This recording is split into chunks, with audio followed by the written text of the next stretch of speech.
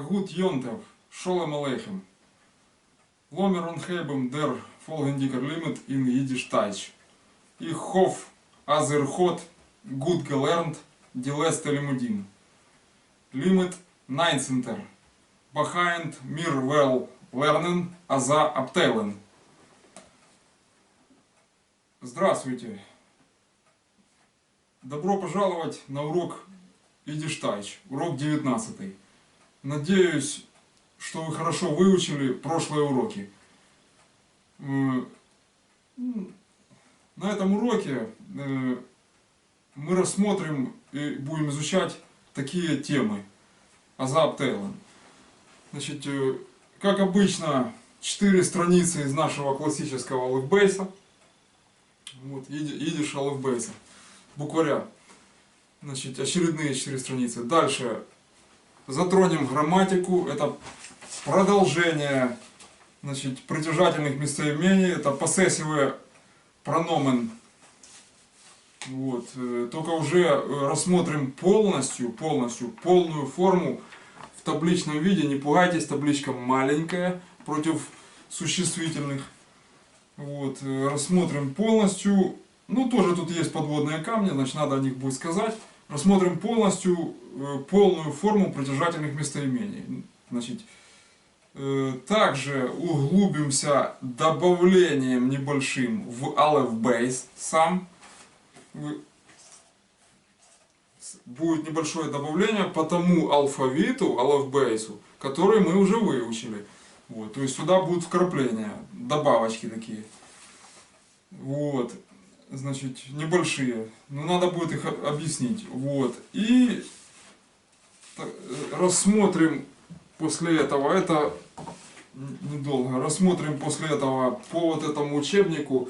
Ойсершуллейнен не было, вот, но на Ойсершуллейнен нужен какой-то текст, какой-то там у меня есть, какой, здесь есть, какие здесь есть тексты.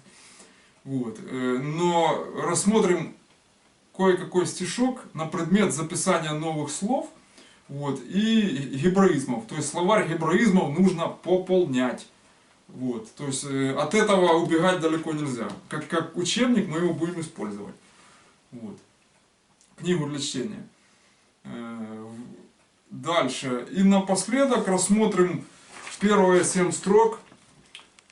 Первые 7 строк. Песни, значит, по-моему, на 35-м году было написано, что, ну, в общем, может, раньше, в общем, написал ее Яков Сандлер, там даже Якоб, вот так вот идет, Якоб Сандлер, значит, это Танго Маргарита. Первые 7 строчек рассмотрим. Как обычно, в полном разборе, в максимально возможном, собственно, вот. Для такого типа уроков. Лингвисты, конечно, больше рассмотрели, ну, а нам и в таком уровне будет достаточно. Вот.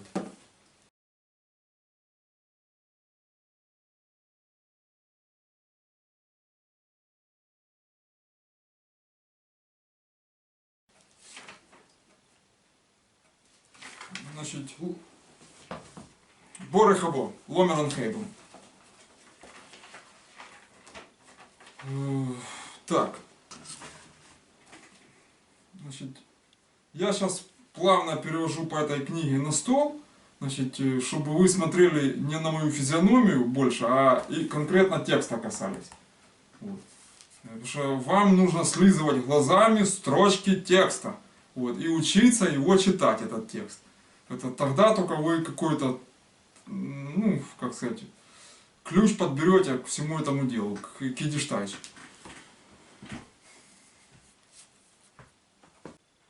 Так, значит, давайте к тексту. Вы помните, что какие тут у нас страницы? 50 и 51.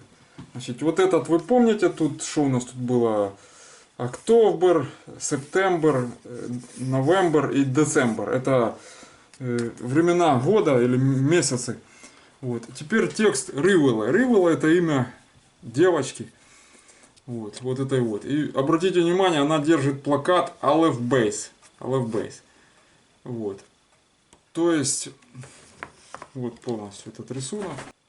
Значит, я в предыдущем уроке это объяснял вам в одном из предыдущих уроков, чтобы мы на этом не останавливались по поводу, значит, вот этого вот дела. То есть, когда вы говорите Йон-Тев в основных случаях, это праздник, да, вот он, это букву Н я здесь выделял. Значит, и Йом-Тев, это религиозный праздник, вот. Но это я говорил, что подумают, что вы там, допустим, какой-то раввин там, или хасид, или религиозный посипак, адепт. Вот. Но, можно сказать Йом-Тев, если вы в Биробиджане будете, запомните это. То есть, там вас Йон-Тев не произносится с нуном, вот, а только с мемом произносится, м. И все. Это, то есть в Биробиджане это будет не ошибка. И в Eastern Yiddish, восточном, это не ошибка. Говорить Йом-Тев вместо Йон положенного Тев. Вот. Все, поэтому я вначале сказал Йон-Тев.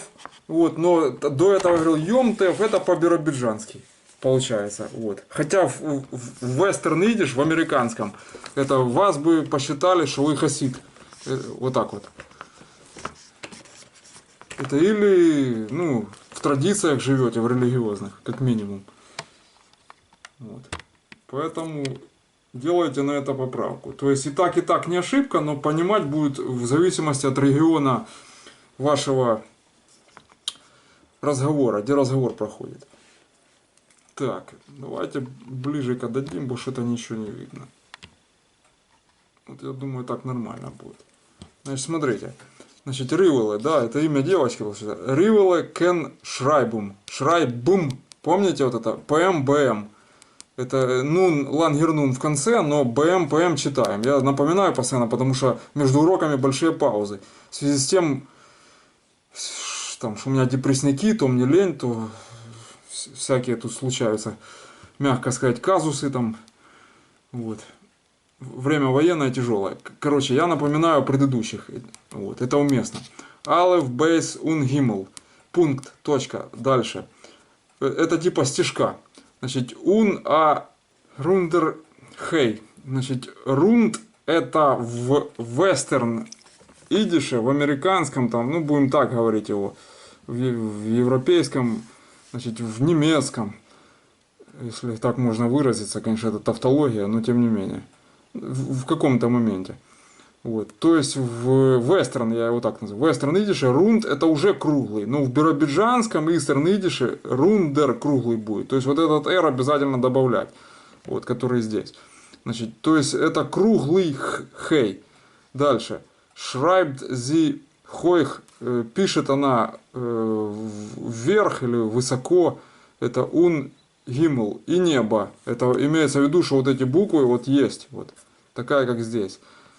Значит, дальше. Schreib sie Зейде, да, дедушка, mit a sein. Дальше. Un Bobbe mit a base.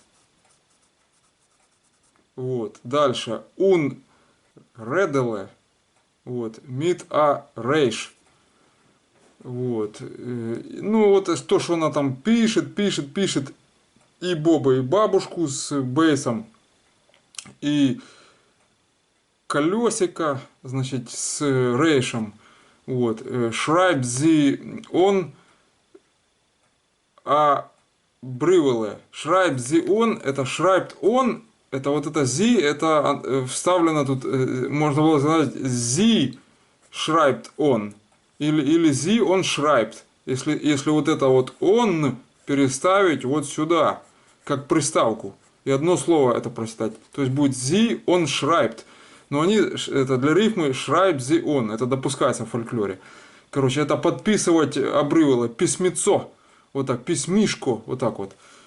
То есть подписывает она письмецо. Und schreibt sich. И значит, пишется, значит, унтер под, это подписывается, вот, und schreibt sich унтер и подписывается, то есть унтер schreibt sich, я бы так поставил, но они слова меняют, но это допускается, в общем-то, Ривеле, ну, своим именем. Дальше. Хотес але тамен. Это все по вкусу. Как вкус. Это гешмак, тамен. То есть есть два аналога этого слова. Одно, ну это как... Ну, все это по вкусу, да, вот так вот. Так.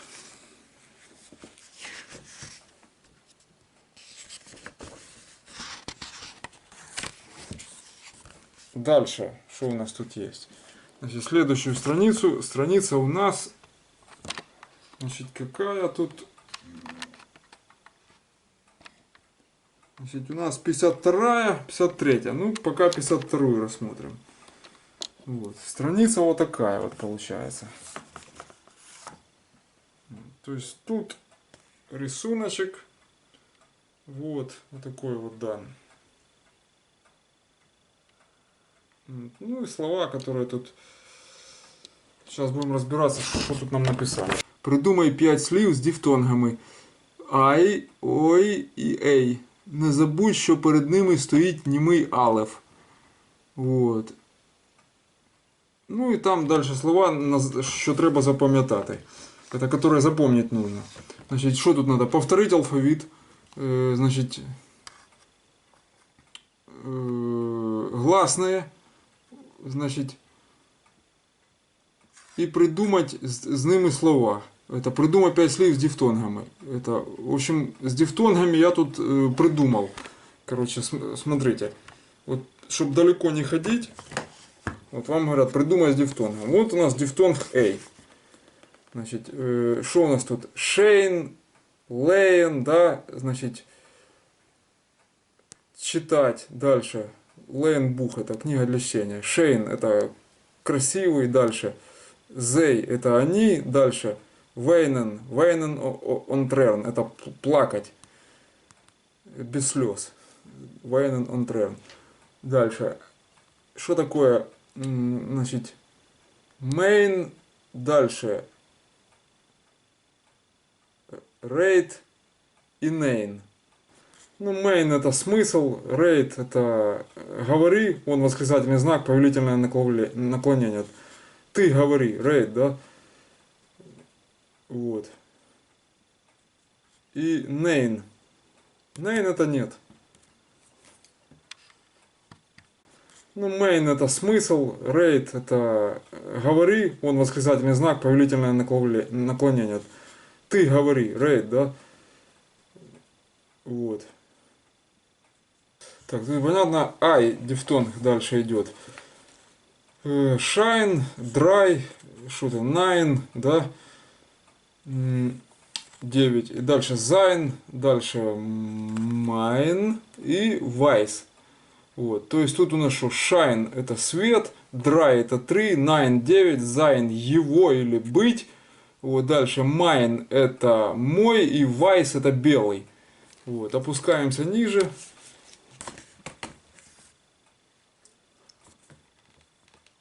Что у нас тут ниже получается? Ой, дифтонг. Ну, так как они сказали. Дальше. Дройсен — это снаружи. Ройд — красный. Шойн — уже. Ноет — нужда. Мойл — рот. Дос — мойл. Здесь дос надо написать. Ёлки-шпалки. Ну ладно, неважно. Просто это захлых. Вот. И войл — это хорошо. Вот это запомните слово. Вот это вот. Войл. Вот оно.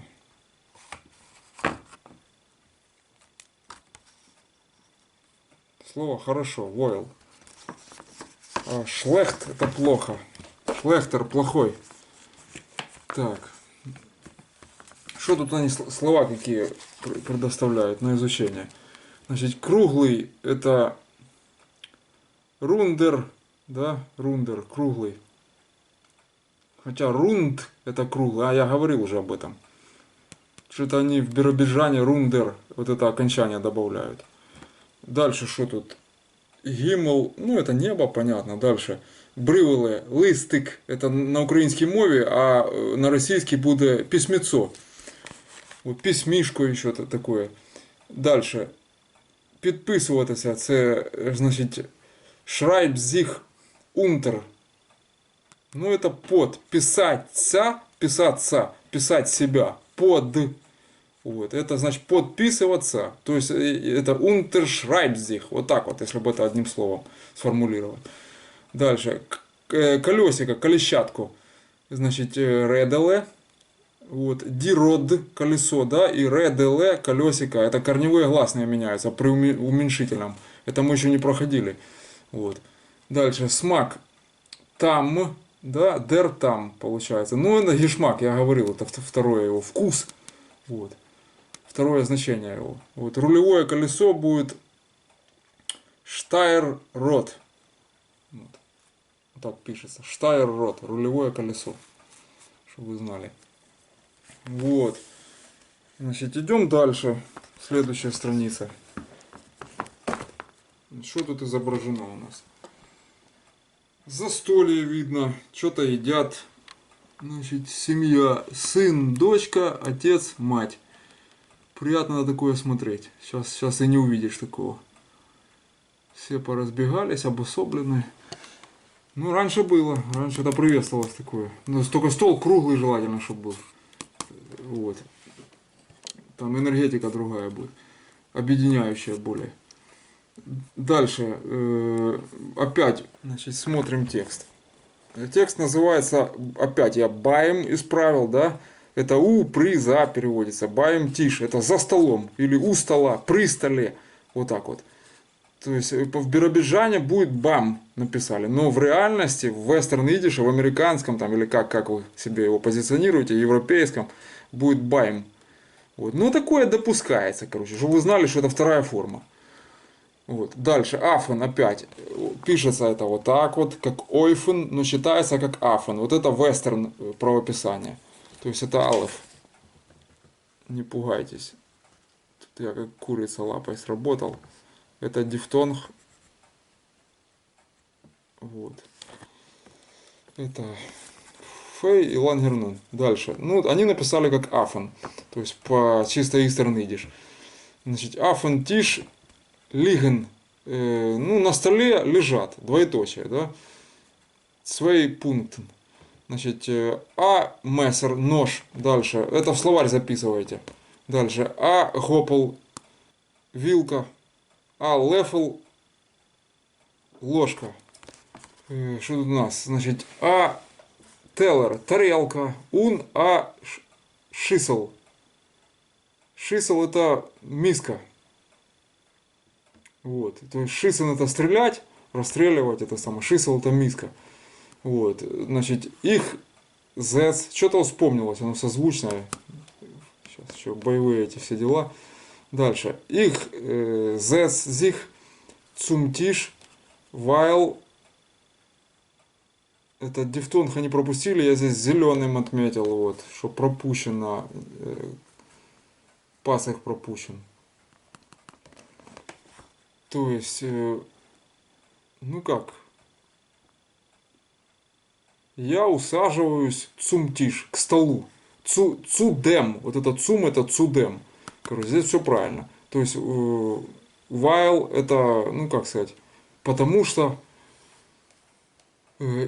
их will essen. Я хочу кушать. Дальше. Потому что я while их will essen. Потому что я хочу кушать. Пункт. Точка. Дальше. Их s суп. Я ем суп. Фун из тарелки. Meat с чем? С лефл. С ложкой. Ну, по-другому здесь не расскажешь. Это для первоклассников. Это можно было бы там бы формы другие подобрать, сложные. Вот. Ну, так, с ложкой, да. С чем ем? С ложкой. Значит, ну, не ложку ем имеется в виду, а с помощью ложки. Значит, ногдем, это после этого, да. С их флейш. Флейш это мясо. Кошер флейш это кошерное мясо. То есть, если где-то увидите на витринах там или где, вот уже в этом, эти надписи, кошер флейш, на витринах начали появляться в Умани. Там, где могила Цадика Нахмана. На центральной этой аллее. Вот, то есть запомни это слово. Значит, еще раз. После этого ногдем с их флейш мит ем я мясо с вилкой. Ну, с помощью вилки имеется в виду, с гопол. Дальше. Их Шнайд, это Шнайдер, это ж портной, что-то там. Ну, это как закройщик, это резатель. Шнайд оп, и лучше как опшнайд, понимаете, вот так произносить. Но они все время что-то приставку перебрасывают. Я вот заметил это. Ну ладно, не буду я цепляться. Отделяют ее в отдельное слово. То есть я отрезаю их шнайд оп, а штикл это кусочек бройд. Штикл бройд это кусок хлеба. Мид мессер с ножиком, с ножом. Дальше. Нохдем эссен. Значит, после еды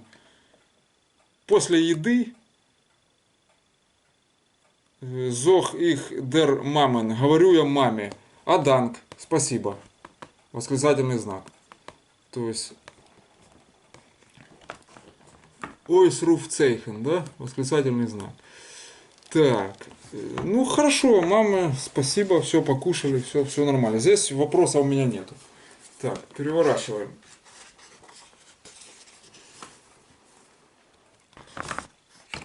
Значит, опять страница. Давайте ее посмотрим. Посмотрим страничку. Значит, что тут происходит дело? Потом дети пошли на кухню мыть тарелки. Вот. Значит, сын моет, дочка вытирает. Ну это хорошо. И он метелка еще стоит. Вот. Уже видно, или позаметали, или будут заметать. Лучше, конечно, после мытья это сделать. Ну, это надо будет тарелки накрыть. А, это продолжение текста. Это текст. Так, их ваш, да, то есть тут алеф. То есть это я мою. Вот, детейлер, тарелки. Это он имеет в виду себя. Это как сын. Их ваш детейлер, значит, ди лефл, видите, тут пропущена рафа. Вот, там где фей. Вот это меня очень раздражает. Потому что я не понимаю, что это за буква. Вот. Ди лефл ложки, ди шисел ложку, ди шисел миску, ун оп виш это вытираю, а они тут виш зей оп сделали. Это самое, ну дают чудилы, ну ладно, пусть будет. То есть оп виш это обтирать, вытирать, короче говоря, зей. И вытираю их. Дальше. Зима, цимахсту. Вот. Ну это такая аббревиатура. Как бы ты делаешь то же самое, вот это, ну, вообще здесь лучше, вот, а могли они здесь, скорее всего, не поставили вот это ци, это как или ты делаешь то же самое, вопрос, да, значит, вот, либо они поставили его как ли, не или ли, вот так вот. То есть, делаешь ли ты то же самое? Вот это вот как ци, оно могло. Потому что там это дергать, циен, короче, это дергать. Вот. Но оно еще идет как какая-то косвенная форма, косвенных вопросов, короче, ли или. Вот возможно, они здесь поэтому его и применили, короче. Но оно очень редко используется, вот это ци. Короче, ци, думах. Вот детям вот это надо, ци, короче, здесь. Ну ладно, пусть будет. Ой. Бедный учитель, короче. Ну ладно. Все объяснять надо. Зохмит это... Ну так, в общем, вопрос мы рассмотрели. Вопросительный знак фрехцейхен, напоминаю. Дальше. Зохмит. Зохкомемит. Дальше. Вос эсту. Это то есть скажи, с чем ты ешь. Это, ну тут мид воз, это, ну да, с чем ты ешь. Вот так вот. То есть расскажи то же самое, только про себя, может у тебя там вместо ножика там что-то другое, или вместо тарелки что-то там, ты с миски ешь, там, а тарелку моешь. Ну, в общем, то есть расскажи про, как у тебя процесс еды проходит. Зох, комы, мид воз, с чем ты ешь, эсту. Пункт, точка. Все, не хочу это больше тянуть. Так, в общем, это 4-я страница. Что тут далее? А, шприхворд. Значит, Шприхворд это пословица. Тут свои пункты двоеточие. Абисл, то есть немного унабисл, то есть немного понемногу. Дальше. Верт будет, а фулы полная шисл. Бисл унабисл, верт, а фулы шисл. Вы же ничего не видите. Еще раз. Абисл унабисл, верт. Здесь рафа идет, да? Абисл унабисл, верт, а фулы шисл. Это, то есть, будет полная миска. Немножко понемножку и будет полная миска. Вот это шприхворд, это пословица. Так, что они тут запам'ятать хотят? Значит, ниш это мессер. То есть, он может быть и захлых, и менлых. Вот. Значит, это и средний род, и мужской. Ну, это я дал множественное число. Значит, через верхние рафы. Вот, дальше. Вилка, гопл, то есть дер. Видите, обратите внимание сюда. Дальше ложка, лефл, тоже дер будет. Дальше шматок, кусень хліба. Це буде кусок хлеба. А штикл бройд. Бройд это хлеб. Дальше миска, шисел. Дальше теллер, тарелка. То есть der Teller die Schüssel. Я вот понаписывал здесь все, да. Значит, потому что, видите, die Schüssel, и поэтому фуле, полная, видите, не фул, а фуле. Я тут поставил, что ein в конце. Вот это окончание определяется тем, что это die. Вот, потому что это идет женский род. Вот, поэтому ein добавляется. Дальше. Ну и во множественном числе оно тоже пошло. Дальше. Тарелка Teller. Der Teller. Дальше. Мясо будет Fleisch. Опять не поставили здесь верхнюю рафу. Так. Fleisch. Дальше. Відрізаю. Это как откраиваю, да, отрезаю. Это закройщик, портной. Schneid op. Видите, здесь не off, а op. Вот. И не пропечатано. Видите? Вот тут вот они пропечатали точку. И то ее не видно. Потому что вон алфавит как бы наборной хромает. Вот. Если вы рафы не поставили, пойди догадайся, что там эта точка есть. Здесь то же самое. Вот они рафы не поставили. Это вот здесь вот deflation, да? Вот. Я его поставил. То есть это понятно, что это фей. А где понятно, что это pay? Понимаете, если вы идиш и не знаете, что это оп, это приставочное. Вот. То есть ничего не видно. Догадывайтесь сами, называется. Дальше. Abyssal. Ну, немного. Abyssal. В нем мене бісал и мазал. Где взять мне немножечко счастья. Или просто взять немножко. Так. Все. Значит, страница у нас какая была? 54-я. Вот. То есть мы заканчиваем с алфбейсом. Вот. И переходим к грамматике.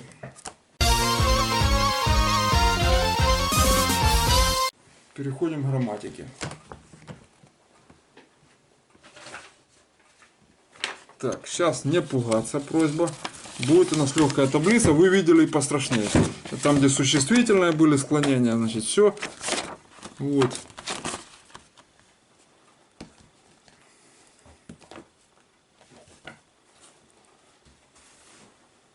Значит, смотрим. Вот такая есть таблица. Вот она.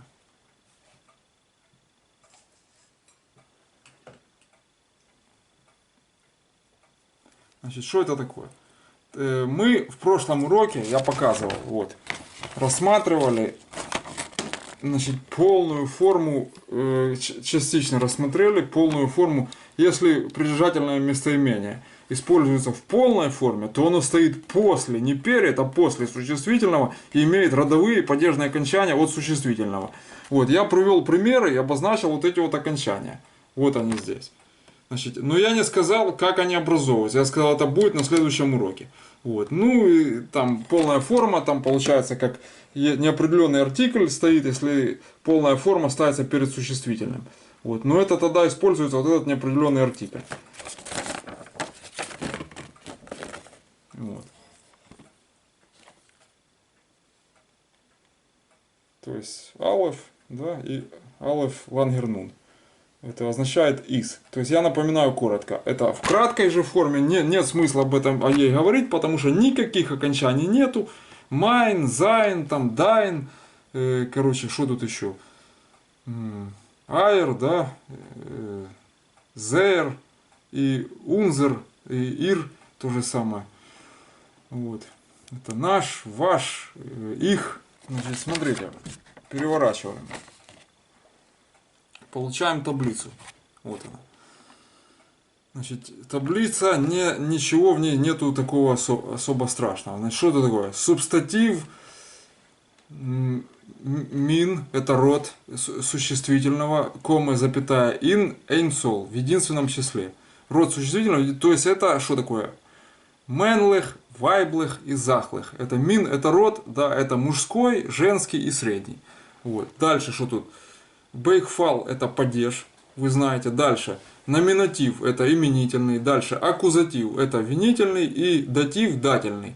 Вот. Обычно 3 стандартных падежа, которые чаще всего используются. Вот. Там есть притяжательный, дательный с пропозицией, с предлогом, короче. Вот. Но у нас тут кто что, кого что, да, и кому чему. Вот. То есть кто что, кого что и кому чему. Вот. Смотрите, я тут пообозначал уже образованные от притяжательных местоимений окончания, вот допустим это столбец рассмотрим, зеленым цветом. Вот, то есть кто что, да, он, допустим, кто что, мой, вот, в мужском роде, то есть майнер будет, r добавляется. Дальше, если оно стоит после существительного. Вот, или ее, значит, будет эйр, ну, может быть существительное мужского рода, поэтому ну, как-то вот так вот. Посмотрим потом на примерах, что там получится. Дальше смотрим.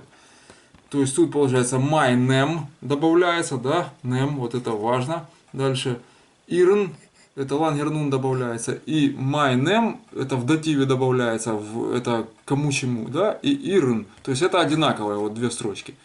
Вот. Что вам здесь с этой таблицы? Ой, это долго запоминать, без практики не получится. То это я вас уверяю, что если вы русский язык начали учить, и вам погнали этими таблицами, просто выгодно так учить, выгодно в таблицах. Вы запомните одно, значит, пока мы дальше не пошли.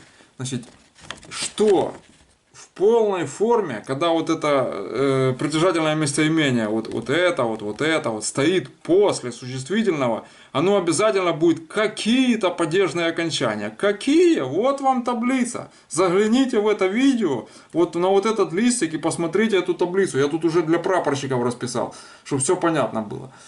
Вот. Ну это с анекдота там с какого-то, еще советского. Вот. Хохма там какая-то. Дальше. Вот смотрите. Ну тут есть уточнение. Ну тоже захлых, средний род тоже. Но в захлыхе уже самех добавляется в конце. То есть майн, значит, майнс получается тоже майнем. Это аналог вот этого, да, у нас получается. То есть нема нету, вот этого нема нету в вайблахе. Это точно. Но айн есть в вайблахе, которого нету нигде. То есть чего-то, что-то есть здесь, чего-то нету там. Вот надо смотреть. Значит, но пока запомните, что окончания будут, и они зависят от родов. А какие рода, посмотрите в таблицу. Зависит от падежей. Вот, существительное в каком падеже, о чем идет речь. Как оно употреблено. Вот, значит, и тут идет уточнение. То есть по самеху понятно, М, тут Н то же самое. Значит, майн и ир, значит, склоняется точно так же, как он. Вот это майн склоняется зайн и дайн. Это твой и его ему, зайн. Дальше, ир, как ир склоняется зейр, это их, да. Айр, это ваш. И унзер, это наш. Вот так вот. Чтобы понятно было. Вот, значит, идем дальше. Ин мерцол. Это, так вот, ребятки, я же напоминаю. Значит, in ein Zoll, это в единственном числе по родам раскидано. Вот, но у нас-то есть еще множественное. Ой, еще одна таблица, что делать? Никуда не надо бежать. Смотрите, тут все просто. Тут все вам просто упрощается, дальше некуда. In мерцол, то есть во множественном числе, я подчеркнул, значит, двоеточие. Вот. Идет всего лишь одно окончание, ein. Ein, то есть вот это вот это, вот оно. Написано для всех форм. То есть где бы ни было, как только вы умножени во множественном числе это поймали, вот, это речь идет о множественном, только будет одно окончание, больше никаких вот этих вот сложных таблиц. Ну, это еще легкое, существительное посложнее, прилагательное тоже сложное. Вот, значит, а будущее время еще сложнее. Вот, короче, но мы пока разгоняемся, понимаете, идиш нельзя форсировать ни в коем случае. Вот. Смотрите, идет речь о всех формах, это краткое и полное, я написал, то есть других здесь быть не может, только краткое и полное. Для всех форм, где бы оно ни стояло, значит, в мерцоле, во множественном числе, будет окончание ein. То есть давайте на примерах, мустерн, примеры. Вот, значит, что у нас тут есть? Ich schreib zu meine Kinder. То есть я пишу моим детям. Zu meine Kinder. То есть вы видели, что kinder это дети множина, множественное число, мерцол, да? И meine, вот я красным обозначил, вот, что уже появляется у нас окончание вот, только такое будет. Вот. Вы никак не заподозрите, что это вайблах. Понимаете, чтобы свернуть, потому что оно только здесь есть и все такое. Почему? Потому что если бы это было в вайблах, это было бы ein Zoll, единственное число. А так здесь kinder, по киндеру определяется. Видите? Вот. То есть даже несмотря на то, что оно стоит перед киндером, это краткая форма, казалось бы. Да, оно не должно иметь. Вот, но оно имеет. То есть для всех форм написано, для всех. Вот. И второй пример. Значит, что у нас тут такое? Ир, фрех. Можно, это, их, это, вот, это их, это Лангерхоф, да? Только тут дописать бы, что-то я тут как Рейшел обозначил. Вот сюда вот его завести надо. Вот. Так вот. Вот. То есть, их фрех или энфер. Что такое фрех? Это, помните, фрехцейхен, да? Это вопросительный знак. То есть, я спрашиваю ди киндер, детей майне, моих. Смотрим, киндер было здесь, притяжательное было перед существительным. Теперь существительное здесь, притяжательное после существительного. Окончание равно не меняется. Видите? То есть, вот оно. Вот оно. Вот это, здесь все понятно. То есть, я спрашиваю у своих детей. Значит, можно сказать, я отвечаю это своим детям. Я спрашиваю своих детей, я отвечаю, то есть энфер отвечать будет, да? Фрех спрашивать, энфер отвечать. Дальше. Это вы запоминаете, вот это в словарь занести, энфер. Вот. Энтфер. Дальше. Тайре. Это дорогие. Обратите внимание сюда. Поставил скобочкой, ничего не обводил, как вот. Так, здесь не видно нифига. То есть, ничего не обводил, поставил скобочкой. Вот оно. Значит, красной. Короче, пока мы не учили, это окончание прилагательных.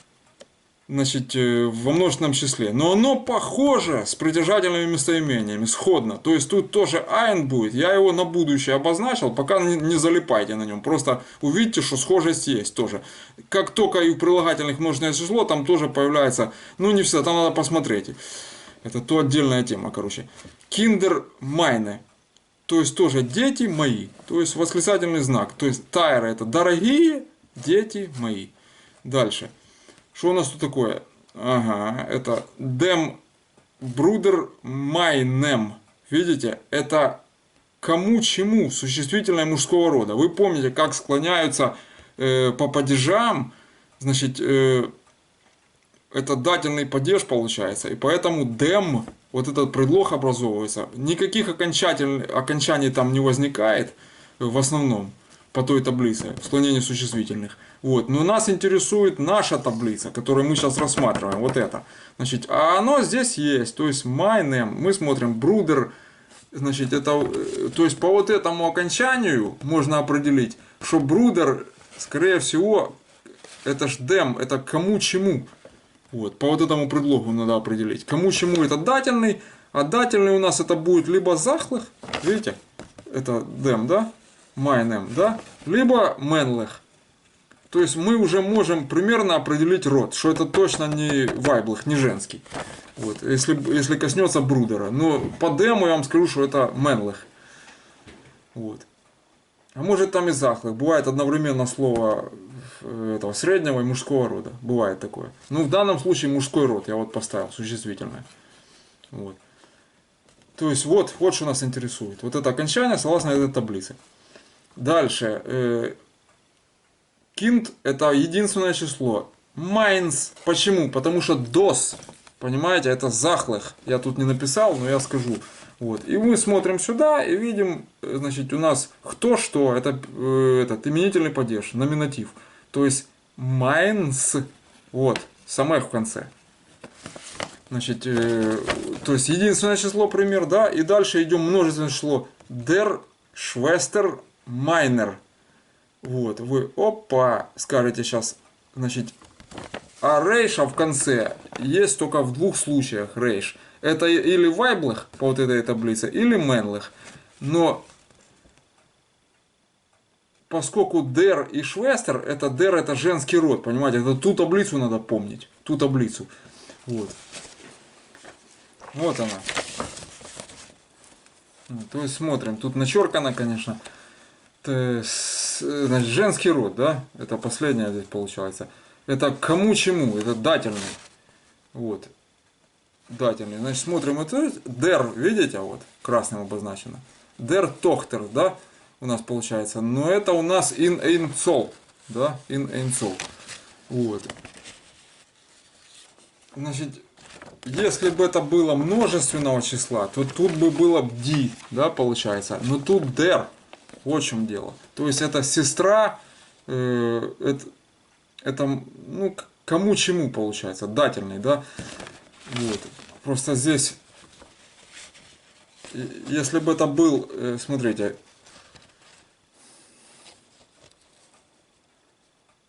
женского рода, это, если бы это был кто что, просто сестра моя, да, то это было бы ди обязательно. Вот. И во множественном числе было бы ди. Вот. Это, то есть в именительном, вот, в номинативе. Вот. А у нас тут дательный получился. Der Tochter. То есть это кому чему. Вот вопрос. Кому чему.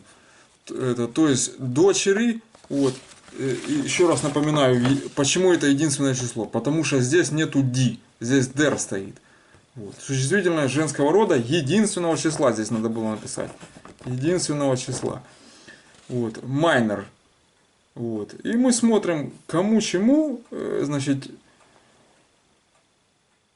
по женскому роду получается minor, да, вот у нас датив. То есть вот эта форма использована в данном случае. То есть смотреть надо, сверяться с таблицами, когда вы какой-то текст разбираете, окончания. Я вот песни разбираю, там в этих окончаниях путаница постоянная, потому что тексты стародамовские, 30-20 каких-то годов, там 1925-го, там такое. И там уже миллион перепечаток было, бульварных, каких угодно, короче. Их каждый делал ошибки при перепечатке. И вот эти окончания, они полностью не совпадают. Так что я с ними сверяюсь. Вот. Так, значит, что тут еще надо знать?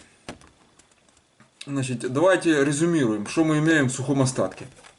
Значит, если ein есть как окончание в притяжательном местоимении, то это значит, первое, значит, что у нас в наличии в предложении есть существительное единственного числа женского рода.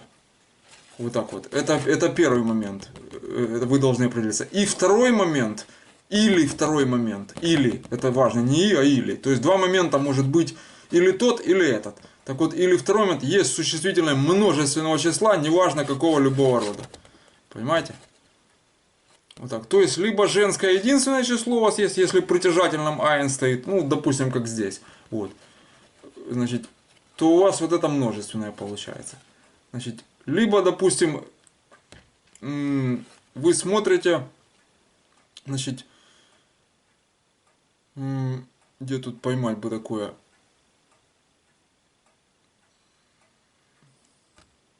Ну, тут везде в основном у нас нет. Ну, вот женский род. Но это, опять же, тут не ein, понимаете? Тут это второй вариант. То есть, вы смотрите по таблице. То есть, два может быть. Либо тот, либо это. На примере... вот пример. Alle Schwester. То есть, уже alle это как все. Да, множественное. Schwester meine. Вот, получается. Все мои сестры leben in Каир. Живут в Каире. Leben in Каир. Короче, все мои сестры живут в Каире, короче. Это, значит, это я выделил красным, не пугаться. Значит, я выделил, чтобы вам перейти к следующему объяснению, к следующему части урока. Значит, следующая часть урока. То есть, пример вы поняли. То есть, alle это все, Schwester meine, то есть уже вот по вот этому и по вот этому понятно, что это сестры, потому что это число, оно у него не изменяется, оно слово вот это вот не изменяется, оно будет и во множественном Schwester, и в единственном Schwester. Вот. А смотрите вы на обвязку, что идет вокруг этого слова. Такие слова есть, их полно. Вот. Обвязка идет alle и meine, то есть это множественное число. Живут in Каир, в Каире живут, короче. А вот теперь смотрим сюда. Значит, переходим к следующей части урока. Значит, вот это это такая буква, она общая называется, но она состоит из двух сложных, как и дифтонгит, как и zwei-juden. Вот, это называется Юд mit Hirek. Вот, это из древнеарамейского. Юд mit Hirek. Значит, гебраистические дела. Это вам надо запомнить. Значит, что такое юд? Да, мид это с хирек, с вот этой точкой. Значит, не путать ее с хилек. Это в словарь занести сейчас. Вот это вот. Хилек это хес. Хес, буква вот эта, да. Юд, лямет, вов и куф. Вот. Значит, так вот, хилек это разница или деление в математике, но обычно оно как разница используется. А гройсе хилек, да, это большая разница. Вот. Ну теперь, дицвей, гройсе хилек, это две большие разницы. Значит, дальше, хирек. Мы рассматриваем сейчас хирек. Это в иврите огласовка, некудес в иврите, да, точка под буквой и означает звук и. Вот я написал, звук и. То есть пример, вот, это я тут мем привел, вот, и точка, звук ми получается. Мем с вот этим вот хириком, с вот этим, это в иврите ми получается. Вот. Не исключено, что вы такое встретите в идише, но это крайне редко. Это в каких-то книжках, которые там иврит с идишем смешивают, короче. Вот такое. Ну, бывает, ничего страшного, чтобы вы не пугались. То есть, есть вот такие варианты. Вот. Но основное это вот, то есть, ют, мид, хирек, не путать с хилек, еще раз говорю, с разницей. Значит, и оно же еще называется хирек ют. Это юд мид хирек. Значит, ну это как точка под буквой. Можете этот хирек занести, то есть это хес. Вот это хес. Значит, и это тоже хес. И вот это слово в словарь гебраизмов занести. И вот это обязательно. Вы видите, как оно переводится, вот так прямо и заносите. Транскрипцию пишите и перевод. Вот. Дальше. Теперь я не сказал в Aleph-Base, значит, может быть сказал, уже не помню, но освежим, так сказать, обновим информацию. Вот, что Aleph-Base содержит вот такие звукобуквы такие, они сочетаются из двух букв, короче говоря. О них не принято как бы в основной первичной начальной базе знаний, базе уроков, значит, говорить, но мы уже не в начальной. У нас уже 19 урок как-никак, поэтому давайте изучать. Значит, Вот это вот алеф, обратите внимание, без пасыха. Без пасыха. Значит, и сразу идет вов. Вот. Без каких-либо тут хириков, короче, и прочих дагешей. Вот. Ну, хирик это как нижняя точка, а дагеш это в центре. Значит, здесь дагеш уместно. Вов, мид, дагеш. Вот так вот. Вот. Но оно идет как, смотрите, вот это штумер алеф называется. Штумер алеф, так? Вот. И читается как у. Вот. То есть это алеф, вов. То есть пишется оно как штумер алеф. Штумер алеф. Дальше, вот это ау получается. Это мы лупим вов. Вот это одна буква, вот последняя. Вот она, это мы лупим вов. Значит, и вот это мы лупем. Вот так вот. Чтобы вы там ругательное ничего не подумали. Значит, и здесь ау. Это транскрипция звуковая. И это получается алеф, мид, апасых. То есть это получается алеф, мид, апасых. Дальше. Что у нас такое? Примеры. Улан-Удэ. То есть вот вам получается штумер алеф. Вот это вот, да? Сейчас обозначим. Значит, примеры у нас получаются. Вот. Значит, Улан-Удэ. Да, вот как написать Улан-Удэ. Вот он, я обозначил, что это будет получается у нас штумер алеф. Дальше лан и штумер алеф д. И вместе Улан-Удэ. Дальше. Аул, то есть идет алеф, мид, пасых. Так, дальше. И идет дальше просто штумер алеф.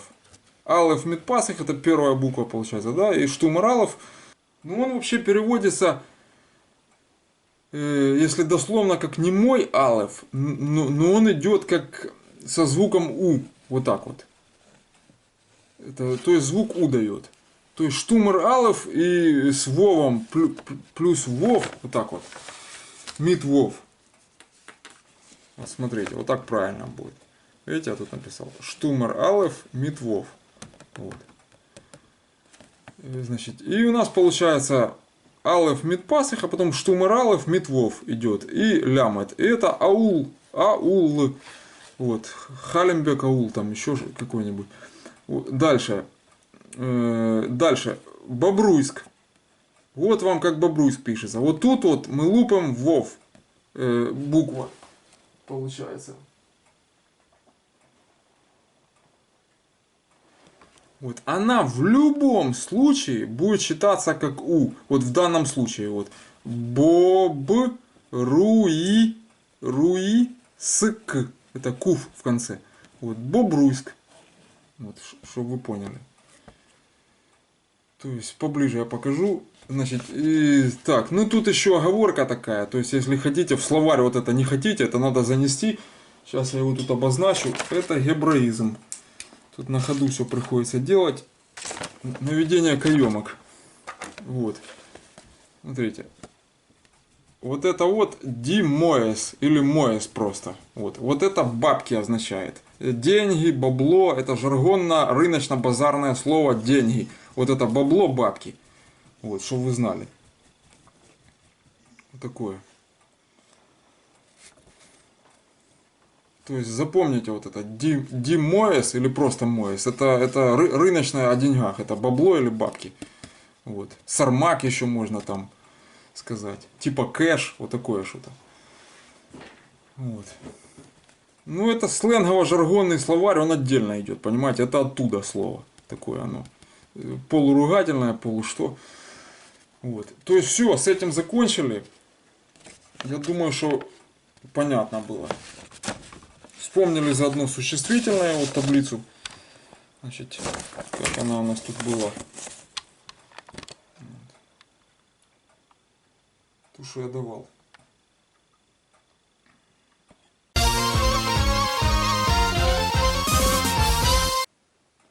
Так, теперь, значит, рассматриваем следующая часть урока, третья получается. Вот, рассмотрим вот такую вот стихотворение. Стишок небольшой, да?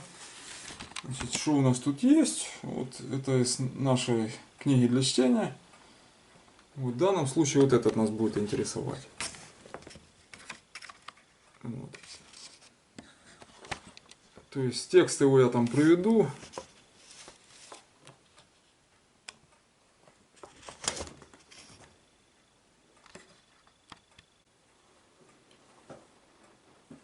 Так, значит, что у нас тут за текст?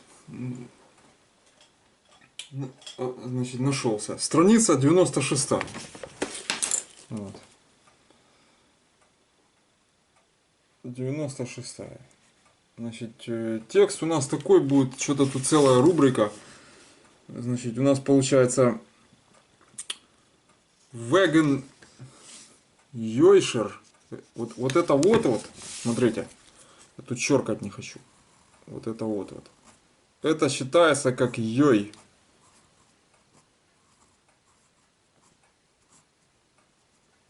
Йой. То есть Веген Йойшер ун Gerechtigkeit. Вот. Это значит, вы смотрите, раз кайт окончание, то это какое-то качество. То есть это путь справедливого в Gerechtigkeit, это справедливость, качество какое-то. Вот оно справедливостью называется. Путь справедливого и ун в справедливости. И справедливость. То есть это получается как путь справедливого. Ну, тут бы лучше было бы ин. А тут получается и справедливость. Вот так вот. Но они тут видно что-то не это. Так, ладно. Значит, вот у нас тут такой стих. Кстати, вот это Йойшер. На эту тему есть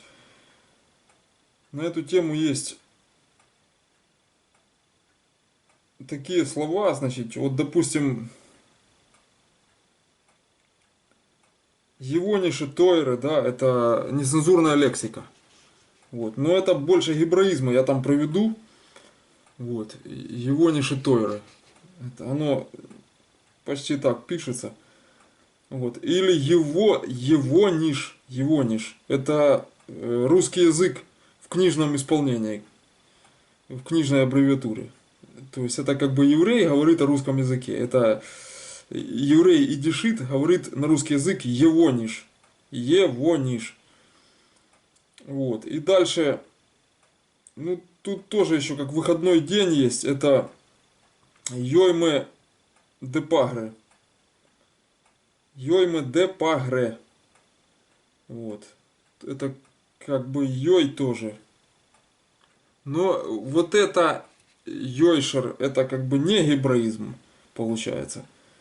Вот, по крайней мере, я его там как пока не нашел. Вот. А вот выходной день, если смотреть как Йойме де Пагре, это гебраизм. Вот, можно в словарь заносить. Так, то есть за его нише Тойра я вам сказал, что это нецензурная брань. Или мат в простонародье. Так, давайте к нашим Митцунзербейгелы. Так, значит,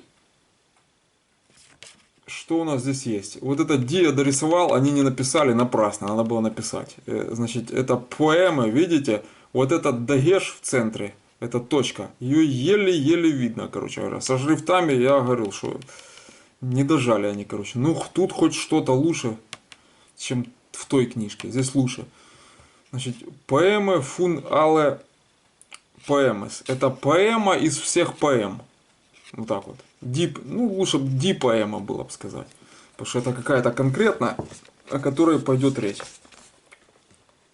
Вот. Так, давайте как-то приблизим, что ли.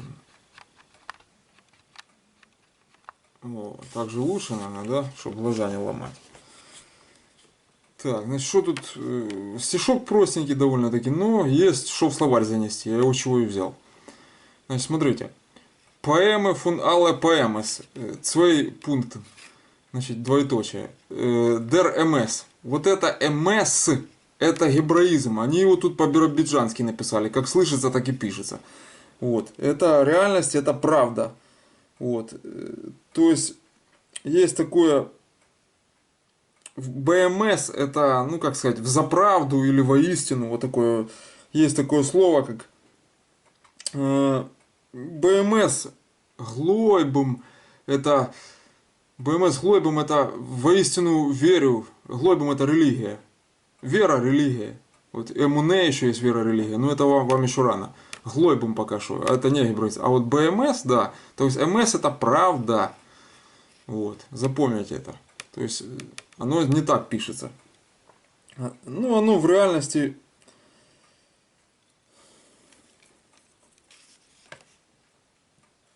алеф, мем, значит, и у нас сов, получается, должно идти. Вы помните сов, как пишется, двойная закорлючка. Вот. Чем оно от хэса и отличается. Вот. Это и кстати, я в этом листе, елки-шпалки, забыл показать.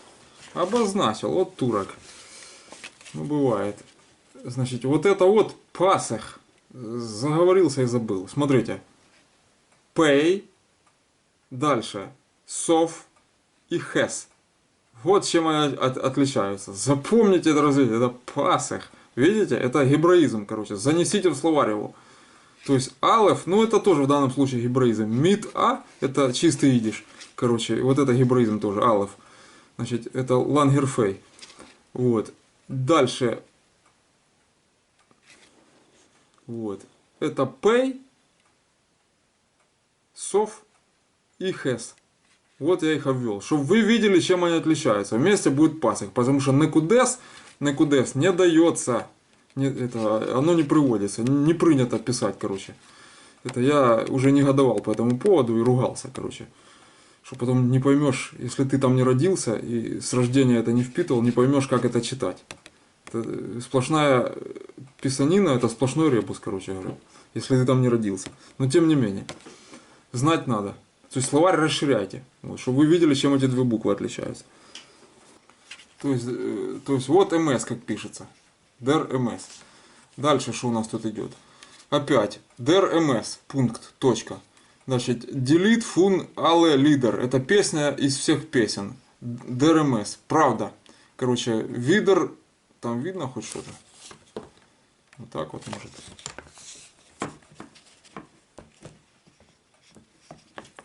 Не. Вот где-то так. Да. Видер ун видер. Это снова и снова. Дальше. Der Himmel. Гимн. Это гимн. Это, ну, то есть гимн фун alle гимнен. Гимны всех гимнов. Der MS. Правда. Дальше. Ну, то есть, что они не говорят, все типа подтверждаю. Вот это правда. Значит, МС. Значит, дальше. Фун дрерт бис ди гимлен. Вот это фун, это многозначительный предлог. Он и из может означать, и от, и что вы только хотите. В зависимости и чем там, и как-то по-разному переводится. Хотя на чем есть отдельное слово. Вот. Значит, это едер будет. Чем? Значит, и у нас тут фун дрерт от земли, бис это до, ди, видите, множественное число сразу. Вот, и химлен, и окончание множественного числа, до небес, небеса, множественное число. Вот это дрерт, это твердь. Вот это, но оно в жаргонно-босяцком словаре идиш используется. Короче, дрек это дерьмо, вот, а дрерт это к черту плевать, вот такое вот. Вот есть такое, значит, gate in drert. Значит, это типа иди к черту, вот. И есть такое, значит, их хоп in drert. Это мне плевать. Их хоп in drert. Это мне плевать. Вот. Или, допустим, она находится в плачевном положении. Вот как сказать. Значит, sie liegt in drert. То есть она лежит в дерьме. Ну, короче, вы поняли. В общем, в нехорошем. In drert. Это слово, оно многозначительное, означает типа дрека дерьмо, так вот оно где-то приблизительно дрерт идет созвучное с ним. Вот. Хотя дерьмом толком не называется. Так, на чем мы тут? Ага, значит, size, вы знаете, что это такое. Это эсис или досис. Значит, Gesang, Gesang, это пение фун alle Gesangen, из всех пений. Дальше, ДРМС, правда. Значит, дальше, was geht, что идет из, ну, Gerangel, да. Значит, у нас получается Gerangel это in, это, блин, я Зайн с Лангернуном спутал опять. Это продлить надо вот сюда вот его, елки-шпалки. Вот так вот. Вот, теперь это Лангернун. То есть, was gate in Gerangel. Gerangel это у нас борьба, схватка, соревнования. Вот такое что-то, Gerangel. Вот. Геракл легко запомнить, а тут Gerangel. Вот. Симфония, фунала, симфонис. Опять, вот смотрите, они фейн, ну не умеют обозначать. Я должен догадываться, что это такое. Так, симфония, фунала, симфония. Вы поняли, симфония всех симфоний, ДРМС, правда, дальше. Аф, унзере, понем, это на наших лицах. Вот видите, здесь шлос мем, а они понен написали. Это опечатка, очепятка. Короче, и дальше ойс руф цейхен, восклицательный знак. И автор Арон Вергелис. Вот. То есть здесь шлос мем, я написал, вот оно. Шлос мем должно быть в конце, ну никак не Лангернун. Так, ну тут еще вопрос вот есть в этой книжке. Что они тут спрашивают? Значит, фарвоз, руфт, это значит почему, фарвоз это почему, еще халымай может быть, но это гебраизм, а это чистый идиш. Вот, ну как без гебраизма, без арамейского. То есть это фарвоз, руфт, он дер рихтер, почему зовут правильным ДМС правду, значит, правильной правдой, значит, поэму из всех поэм. Вот, это фрехцейхен, вопросительный знак. Вот. То есть, почему зовут правильной правдой поэму из всех поэм? Вот тут надо ответить. Ну вот потому что вот тут эти строчки, потому что там песня из всех песен, там, вот это все, что мы только что прочитали. Вот. Вот такое. То есть все, значит, с 96-й страницы этой книжки мы разобрались. Вот.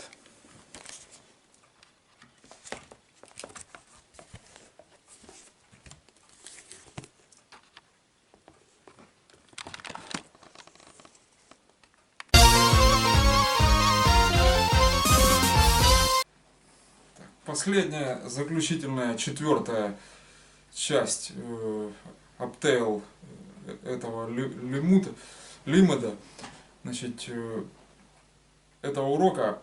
Это у нас получается, я говорил, что мы рассмотрим, значит, первые 7 строчек, ну, там в зависимости от того, кто как печатает, текста песни, значит, «Танго Маргарита». Это Якуб Сандлер. Якоб Сандлер. Значит, тут будем рассматривать не на текст, а чуть-чуть на меня посмотреть, потому что надо будет что-то комментировать, это самое, а то я как-то отбиваюсь, так сказать, от традиций. Вот, все-таки. Значит, что у нас есть здесь? Что у нас есть? Значит, смотрим этот текст сразу.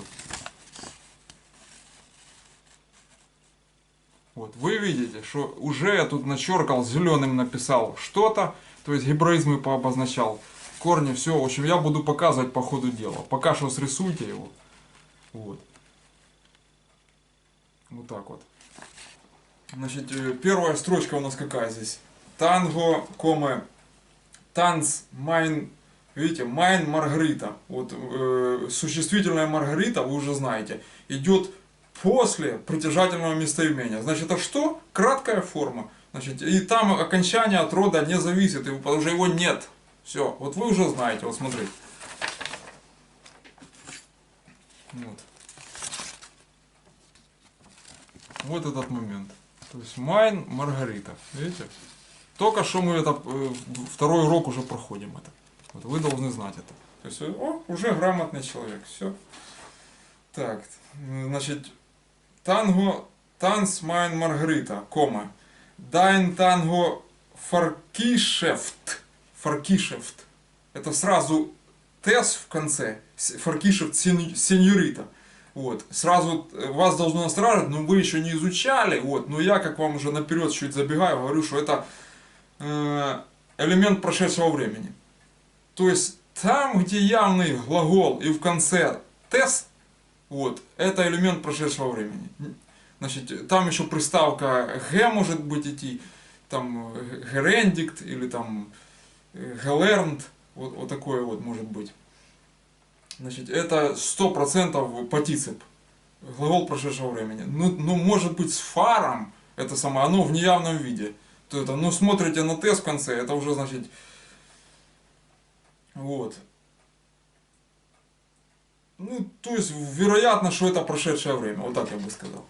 Значит, смотрите, что такое, то есть, перевели там, что у нас тут получается по переводу, значит, танцуй, танго, танц моя Маргарита, танцуй моя Маргарита, дайн танго, твое танго, фаркишефт, это заколдовала сеньорита, или заколдовано сеньоритой, вот так вот. Ну, это в зависимости тут, как вы захотите уже, это от вашего, так сказать.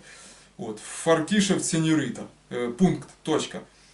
Значит, на что здесь надо обратить внимание? Смотрите, я покажу. Вот. Вот этот корень, я красным его обвел. Фар это приставка, всегда будет.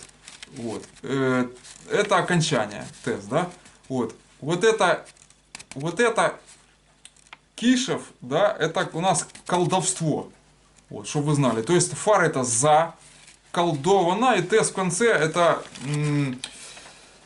можно тут перевести как заколдовывает сеньорита, как в настоящее время. Ну, я бы его перевел как прошедшее. Это, ну, пусть будет как настоящее. В общем, на ваш выбор, короче. В данном случае и так целесообразно. Ну, можно и как настоящее. То есть заколдовывает сеньорита. Вот так вот. Это или заколдовано. Это фольклор, здесь жестких допусков и посадок быть не может. Хотя, если будет упереться лбом, как лингвист подойти, то я бы, конечно, уже выбор сделал бы остаточный. Вот. Но это надо всю песню прошерстить, о чем она тут. Это и влезть в то время, и вообще, как тогда писали, чтобы понять. Вот. И тут надо сказать, что Ди Кишев Махерн это ведьма, вот, но это чисто идишская. А есть ведьма, это как бы уже идет Махшейфа. То есть это Ди Махшейфа, это уже гебраизм. Вот тут я его напишу, Ди Махшейфа. Это ведьма. Вот. То есть Ди Кишев Махерн, да, это не путать с зухермахерами там никакими. Все это, ну, махер, вы знаете, это делать. Вот. А Кишев это колдовство. То есть колдовство, деловарка колдовства. Это ведьма. Она его деловарит, короче, делает. Вот. И Махшейфа это гебраистическая ведьма получается. Вот. Это надо знать. А Дер Кишев это колдовство. Дер. Менлех. Вот. Теперь идем дальше. Духост ойген ви шпицен. Ага. Ты имеешь глаза, как иголки зейшпицен. Они острые. Зейштехен. Шпицен зейштехен. Вот так вот. Еще раз. Духост ойген ви шпицен зейштехен. Коме. Вот. То есть у тебя глаза острые, как иголки. Вот так вот я бы перевел это. Но это как это он ведьму описывает. Там еще дальше пойдет, вы посмотрите, что это действительно ведьма. Вот. Дальше. Ун херцер, ну это по анатомическим признакам. Ун херцер. Кенсту цебрехен. Тут как курица понаписывал, короче. Вот. Еще раз смотрим предложение. Значит, дальше там Херстер, да? Не вижу. Херстер, кенсту и сердца, да? То есть hearts это сердце, а херстер это сердца, чтобы вы знали. Можешь ты, кенсту, да? Кенсту, можешь ты, вот, цербрехер, унтербрехер это прерыватель, это я уже из немецких там автокниг знаю. Короче, дальше. То есть, что мы тут перевели? Du hast Eugen wie Spitzen sie stechen und Herzer kennst du der Brechen. Я уже петь пытаюсь. То есть dos hearts, вы поняли, это захлых, это сердца. Вот, и die Herzer это die Herzer, это сердца, а dos hearts это сердце. Вот, значит, тут все понятно, все, не останавливаемся. Дальше. Танго, танц майн Маргарита, да? Танц майн Маргарита, значит, while dein tango фаркишев сеньорита. То есть while это потому, что твое танго заколдовано или заколдовывает сеньорита, или заколдовывает. В общем, сами там выбирайте. Я не хочу на этом акцентировать. Почему? Потому что мы не проходили прошедшее время. Я сейчас сходу его до буквы не вспомню. Там сложные моменты есть. И там их 3 вида прошедшего времени. Вот. Многократно прошедшее, там с флегами этими там и вот. Разные, значит, ну здесь дело не в этом. Так, а с чем мы тут остановились? Да, ну это одно и то же. Значит, дальше, смотрите. То есть вот это мы прочитали, предложение отсюда.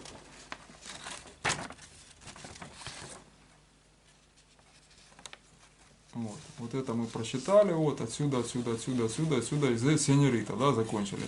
То есть тут из незнакомого только while, это потому что. Вот. Еще потому, что есть как derfar и derriber. Вот, это while, значит, и ворем, да, while и derfar и derriber. Это потому что, может быть, оно в каких-то формах там используется. Короче, но дело не в этом. Дело не в этом. Значит, ну здесь оно как потому что, while, да. While dying tango фаркишев сеньорита. Дальше идем. Lip over. Это обер это но. Вот. А нор это только. Вот. Любишь, но хосту ништ, но не имеешь никого. Любишь, но у тебя никого нет. Это лип обер, хосту ништ, кейнем. Кейнем. Опять кейнем это м это окончание. Вот я тут. Ну, тоже обращать на это внимание надо. Вот. Смотрим. Просто там на столе быстрее это все идет. Когда со мной визуально, это дольше. Почему вот такие длинные уроки получаются. Обер, дунор, фар эйнем. Ну, тут, видите, не хватает как бы слова, но они тут расстановкой запятых паузы выдерживали, потому что по ритму, по такту песни здесь еще слово должно какое-то вставляться. То есть лип, обер, хосту, ништ, кейнем, кома, дальше пауза. Оберду, нор, фарейнем. Вот так вот. Так вот, фарейнем это ну, 2 разных слова. Вот я его тут специально разделил, видите, чтобы вы знали. Вот красным я его показал. Фар-эйнем. Видите? Нор фар-эйнем. То есть, смотрите, опять вас должно настораживать это окончание. Вот. М. То есть, вы видите существительное и к нему окончание. Фар это за, вот такое вот.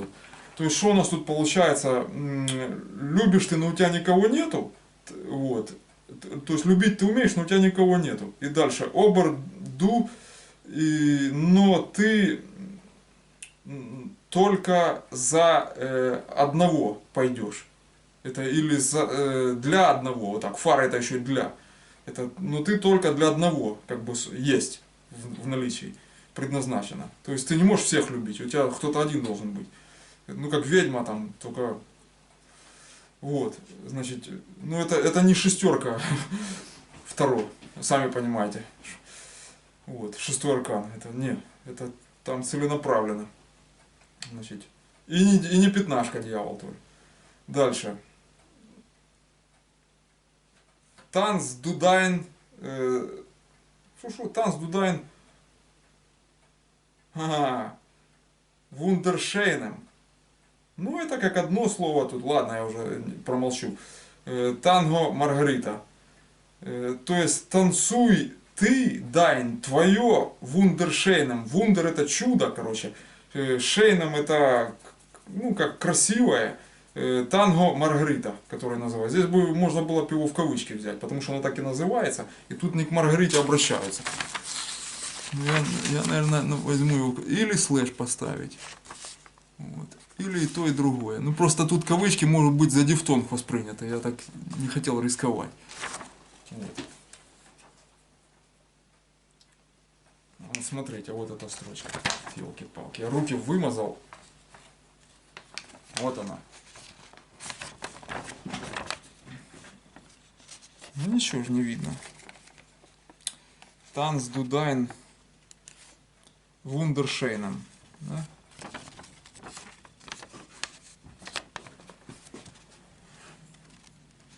Танц Дудайн Вундершейном. Значит, дальше. Танго. Во-первых, тут не комаса пасы. Так, я не вижу ничего. Ну, надеюсь, что вам видно. Вундершейном. Танго Маргарита. Да, вот я кавычки поставил. Одни и вторые. Дальше что у нас тут? Танц Дудайн Вундершейном. Вот М окончание, да? Вундершейном тире кавычки Танго Маргарита. Потому что это название этого танго идет. Танцует это чудесно красивое Танго Маргарита твое. Вот что он сказал. Так, дальше. Дорт индер Вайтер Аргентина. То есть это Дорт это там. Вот. Индер Вайтер в далекой Аргентине, кома. Дальше. Дорт Хобых Зи Деркент. Деркент это помнить. Помнить. То есть это получается там я ее помню. Вот так вот. Или о ней помню. Вот так вот. Значит, ну тут тоже как прошедшее время. Помнил можно вот такое прицепиться. Дальше. Шварцехор. Это с черными волосами. Он ойген грине и зелеными глазами. Ойген глаза, грине зеленая, да? Он липе ройте вайсе цейн. И с липе ройте это губами красными, вайсацейн, белыми зубами, да? Он липеройте, вайсацейн, и дальше эйн венду, значит, что-то, ага, эй, венду танст, ир поним, вот, кстати, поним лица, вот посмотрите, как оно пишется, сейчас я тут покажу. Ага, ну тут сложно, видите, как он спел. Mit schwarze Hor und Augen grüne und liebe Reute weiße Zehen. Ey, wenn du tanzt, ihr Ponym glanzt. Ponym, ihr Ponym glanzt. А Кишев из Инирдофаран. И дальше там идут куплеты, но мы их сегодня рассматривать не будем. То есть, смотрите, что тут... Так, что у нас? Дорт индер Вайтер. Аргентина. Дорт Хобых Зи. Дорт Хобых Зи Деркент. Это самое, это там я ее помнил. Или, ну, помню, короче. Тут спорный вопрос, надо прошедшее время смотреть. Вот. Но не принципиальный. Не принципиальный. Дальше. Мид Шварце Хор. Это дихор, это волосы. Вот. Мид Шварце Хор ун ойген грине. Он ойген грине. Это с глазами зелеными. Комы. Un липеройте вайсе цейн с губами красными и белыми зубами. Значит, эй, это ну просто эй, да, кома там. When du танц, когда ты танцуешь, ир поним гланст, лица сияют, короче, блестят, вот. Лицо блестит, короче, ну пусть будет понем здесь, да, лицо блестит, короче, значит, а Кишев колдовство из ин ир в ну, колдовство в ней в наличии. Вот когда она танцует, вот это все, лицо блестит, глаза горят, короче, колдовство в наличии, когда она танцует. Вот это вот фаран, это в наличии. По-другому оно никак не переводится. Вот, чтобы вы знали. Вот этот фаран. Вот. Тут еще можно сказать, как geld is фаран. Вот, я тут написал, что geld это деньги. То есть вот этот моес это бабло, бабки, короче, а geld это деньги классические. Вот. Is фаран это деньги в наличии. Geld is фаран. Вот. Написал. Ну, тут как курица лапой, конечно, но тем не менее. Это видно здесь, можно различить.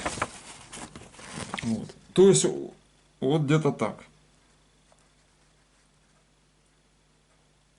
Вот.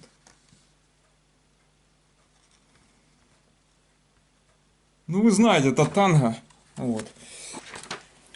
Ну, это, как оно тут напевается, можно, значит, танго, танц майн Маргарита, дайн танго, фаркишев, сеньорита, du hast Eugen wie Spitzen sich stechen, und Herzer kennst du der Brechen, turu turu turu turu, Tango, tanz mein Margarita, weil dein Tango verkischeft, Senorita, Punkt, точка.